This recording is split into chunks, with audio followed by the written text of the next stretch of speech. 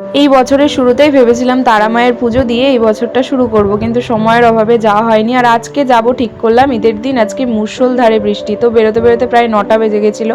রাস্তায় কিছু খাওয়া হয়নি, প্রায় 1টা বাজে তখন আমরা লাঞ্চ করি। নিয়েছিল চাউমিন আর নিয়েছিল এগ তরকা আর তান্দুরি রুটি। তো ওখানে পৌঁছাতে পৌঁছাতে বেজে গেছিলো 4টে মতো। তারপর তাড়াতাড়ি করে রেডি হয়ে মানে পুজোর জন্য রেডি হয়ে গেলাম, শাড়ি টাড়ি পরলাম। আর ওখানে জল কাদায় আর বিচ্ছিরি অবস্থা, যেহেতু আজকে শনিবার তো প্রচুর লোক এসেছিলো এখানে পুজো দিতে। দেখতেই পাচ্ছ প্রচণ্ড ভিড়।